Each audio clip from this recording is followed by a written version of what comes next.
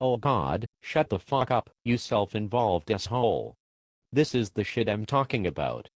This is when I get to the point where I just start wondering, do you have a fucking job? Don't you have to go to the supermarket? Don't you have to pay some bills?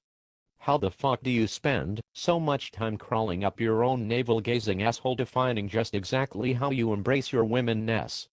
You are never going to be validated as a woman because you, wait for it, aren't a fucking woman. A normal man is never going to validate you as a woman, because the sort of men who will flatter and admire a woman will only give you that sort of validation or rush if you trick them, which you already admitted.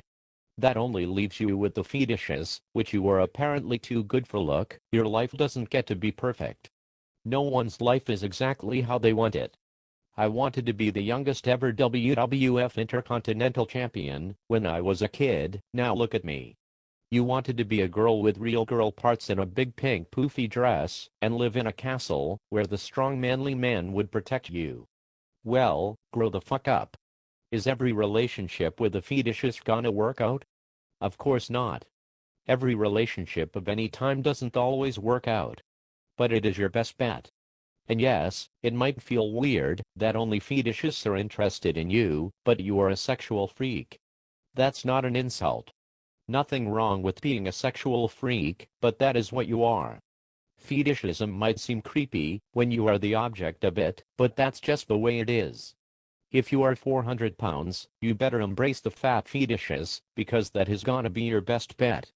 If you're a cripple who likes men to suck on their arm stomp, or you like to get punched in the face during fucking, you're gonna have to accept the fetishes as your main intimate partners, while you are so goddamn self-involved with how you feel, and what you want, and how nice validation from a man in a bar is. Have you considered the other side of that equation? No, of course you haven't. Let me give it to you. That volunteer firefighter really is a volunteer firefighter.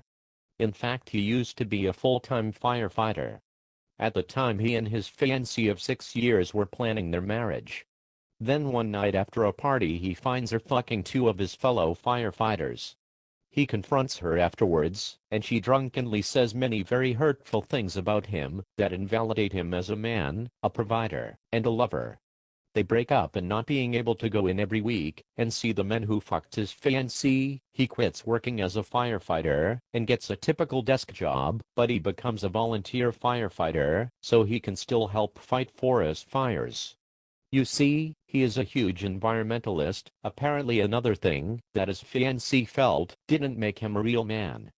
And now, after 6 years, he is single, and he's into his early 30s and feels like he has lost an entire chunk of his life, having wasted it on that fucking cunt of a fiancée. Men a decade younger than him already have a wife and children. At the gym, he sees younger guys attracting all the looks from the girls on the treadmills, and suddenly he feels like he is standing still.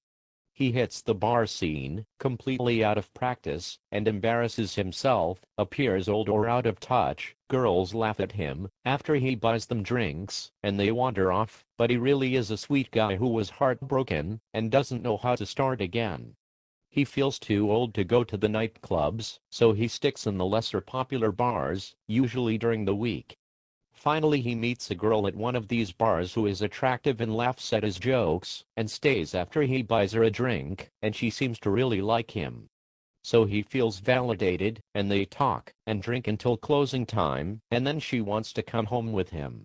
So this volunteer firefighter feels like a man again, feels a little ego boost and self-worth that can only come from an admiring woman, and they end up back at his place, and talk and drink some more, and begin to make out, and he is finally feeling that maybe he can recover from losing 6 years of his life, maybe he still has something to offer, and while they kiss, tongues in each other's mouths, his hand goes up her leg, and as he pulls her panties to the side, a cock flops into his fingers. And suddenly he realizes the truth, he's been making out with a fucking tranny. And all those things, fears, insecurities, and his broken heart come swimming to the surface.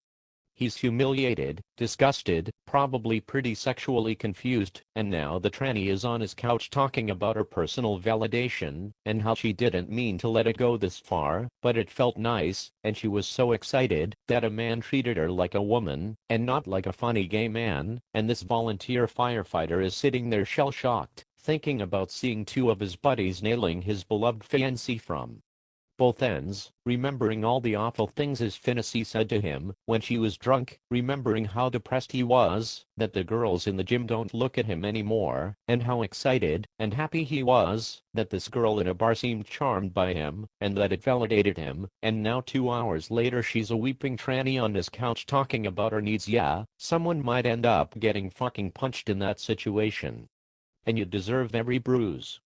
Think about someone else for a little bit. You might want and need certain things, but guess what?